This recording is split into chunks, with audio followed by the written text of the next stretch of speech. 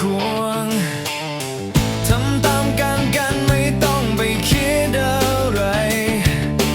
เป็นแค่ชิ้นส่วนที่มันไร้ซึ่งหัวใจ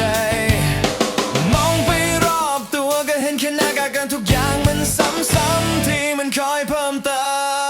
มฉันมันแค่พลาสติกที่มันไร้ค่า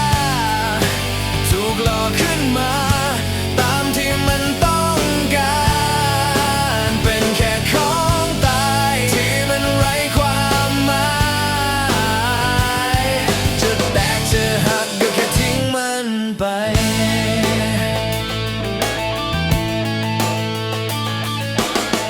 ถูกวางบนฉันให้ดูสวยงามดีข้างในมันกลวงมันก็แค่ดูดีไร้ซึ่งชีวิตไม่มีแม้แต่จิต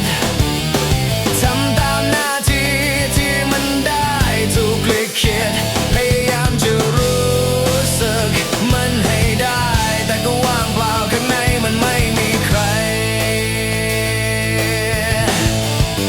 ฉันมันแค่พลาสติกที่มันไร้ค่าถูกหลอกขึ้นมาตามที่มันต้องการเป็นแค่ของตายที่มันไร้ความหมายจะแตกจะหักก็แค่ทิ้งมันไปอยากจะเป็นดินอยากเป็นหินที่มันยังรู้สึกว่ามันได้มีทินอยากจะสลายไปมันจบจากโลกที่มันหล่อหลอมให้ฉันพบพลาสติก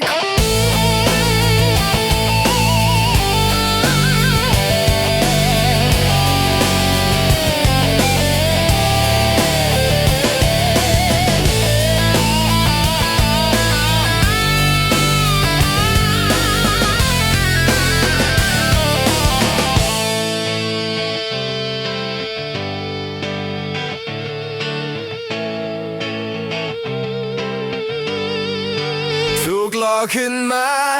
ตามที่มันต้องการ